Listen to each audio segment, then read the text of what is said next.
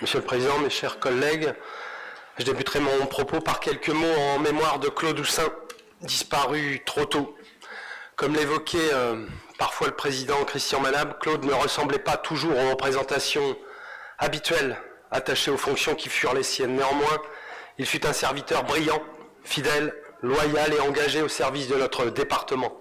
Ses racines profondément paysannes, son parcours au visage multiple, sa curiosité et sa bienveillance naturelle, son attachement aux valeurs de la gauche et son humanité ont marqué ces années passées dans la Somme. Merci Claude. Je reviens à nos travaux de session et de commission permanente en déplorant la décision du président de déclarer l'ensemble de nos vœux et motions irrecevables, à l'exception des 3 ou 4 qui ont été sélectionnés ce matin au motif de l'application d'un article obscur du règlement intérieur et surtout, et je reprends vos propos, Président, au motif que nous n'aurions pas été assez conciliants ces derniers mois. En clair, si vous ne votez pas le budget ici, vous ne pouvez pas vous exprimer. Je reviens sur l'important rapport consacré à la mise en œuvre des dispositifs d'insertion.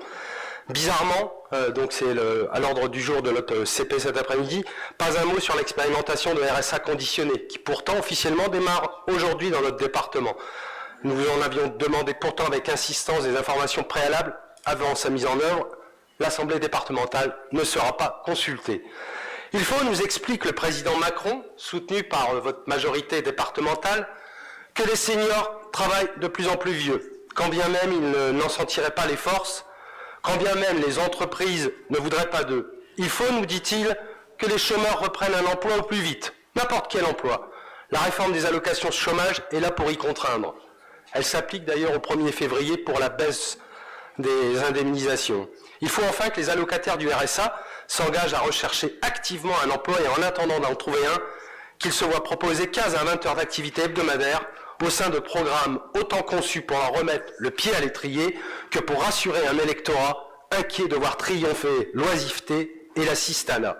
Voilà la vision du travail que porte ce gouvernement, voilà ce dont France Travail porte le nom. Je partage profondément l'idée que nous devrions remettre le travail au centre de notre projet de société. Mais il nous faut absolument nous garder d'une conception morale et abstraite du travail. Non, le travail n'est pas une valeur, il a une valeur. Le travail est une réalité matérielle, une expérience concrète et terriblement quotidienne pour des millions de nos concitoyens, qu'ils en soient pourvus ou privés. Oui, le travail émancipe à condition qu'on ait pu le choisir, qu'on ait la liberté de pouvoir en changer, à condition aussi qu'il ait du sens, qu'il s'exerce dans des conditions matérielles décentes et qu'il soit correctement rémunéré. Nous devrions d'abord interroger lucidement ces réalités-là avant de pointer du doigt la supposée paresse des allocataires de minima sociaux, avant de stigmatiser celles et ceux qui, selon le président Macron, ne travaillent jamais et qu'il faut responsabiliser. Autant de propos qui constituent, à mon sens, une entorse à notre République sociale. N'oublions jamais que le RSA, autrefois RMI, est dans son principe même un droit social fondamental, dernier filet de sécurité et principal outil de la lutte contre la grande pauvreté en France. Il ne saurait se mériter par un quelconque engagement dans un accompagnement intensif. Il est légitime que les pouvoirs publics attendent des allocataires du RSA un certain nombre d'efforts et d'engagements, à condition que ces engagements soient réciproques, qu'ils soient individualisés en fonction de la situation de l'allocataire et que leur non-respect fasse l'objet d'un examen au cas par cas, contradictoire et pluridisciplinaire. Il faut regarder attentivement les derniers chiffres du chômage dans notre région.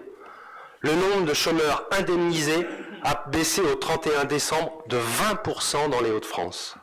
Dans la Somme, ce sont plus 27% de chômeurs non indemnisés pour atteindre 14 700 demandeurs d'emploi. Si on ajoute au 1er février la diminution de la durée d'indemnisation pour tous les demandeurs d'emploi de 25% environ en moyenne, on doit relativiser les chiffres globaux et s'atteler plutôt à aider ceux qui n'ont plus rien, qui grossissent les rangs des épiceries sociales et qui, pour la plupart, en tout cas au moins pour plus de 30% d'entre eux, ne demandent même pas le RSA alors qu'ils y ont droit. Voilà les priorités, voilà nos priorités. Nous le redisons avec force, l'autre priorité c'est de revaloriser le travail en augmentant les salaires, plutôt que de stigmatiser les plus fragiles. Nous sommes favorables aux initiatives qui accompagnent les bénéficiaires et aux efforts qui permettent de mieux les insérer. Mais nous sommes opposés au RSA sous condition. Le RSA est un droit, pas un salaire. Avec les retraites, en exigeant l'allongement de départ, en exigeant que ce soit les travailleurs qui, en travaillant davantage, équilibrent à eux seuls les déficits du système, le gouvernement affirme sa conception très libérale de la gestion de ce système des retraites. Et tant pis si vous êtes trop malade, ou trop abîmé, ou trop fatigué pour utiliser votre temps comme vous l'auriez voulu. Au contraire, il existe d'autres pistes pour équilibrer le système. Augmenter le taux d'emploi des seniors, diminuer la différence de salaire entre les hommes et les femmes, faire contribuer les hauts salaires, diminuer certaines exonérations de cotisations ou encore lutter contre l'évasion fiscale. C'est bien la preuve que les réformes du gouvernement n'ont rien de pragmatique. Elles sont idéologiques. Et ce n'est pas un gros mot. Elles sont le fruit d'une certaine vision, en l'occurrence libérale, de la société que nous ne partageons pas. Dans notre session, d'autres rapports nous posent des difficultés. C'est le cas du plan pluriannuel d'investissement. Ma collègue l'a déjà dit, pour les collèges, nous réitérons notre demande faite lors de la présentation de ce plan, qui proposait seulement une liste de travaux et de réhabilitation déjà bloqués. Pouvez-vous nous communiquer les différents indicateurs sur l'état de nos bâtiments scolaires, diagnostic énergétique, date de construction, consommation énergétique, diagnostic sécurité, afin que les élus puissent opérer les choix et les priorités dans les travaux et réhabilitations à effectuer. Sur le patrimoine administratif à Amiens, et afin d'éclairer les différents scénarios, nous souhaiterions pouvoir consulter les agents concernés du département avant toute décision. Je réitère, et je l'ai fait sous la forme d'une question orale, les demandes d'information déjà formulées concernant un certain nombre de financements accordés à des satellites du département. Nous profiterons également de cette session pour alerter sur les menaces qui pèsent sur nos maternités. Le département de la Somme est capable de financer du transport par drone de médicaments, nous devrions mieux soutenir les maternités. Des inquiétudes également sur le financement des travaux de rénovation thermique dans les écoles et les mairies. Le département finance de nombreux édifices cultuels, nous devrions pouvoir mieux aider les communes sur le patrimoine scolaire ou administratif. Je voudrais terminer mon propos par des éléments plus satisfaisants. Nous nous réjouissons des initiatives conduites avec les bailleurs sociaux.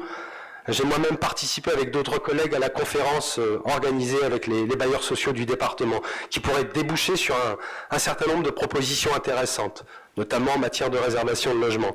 Dans un autre domaine, c'est également une satisfaction que de voir débuter enfin les travaux de la section fluviale Aufroy-Saint-Simon.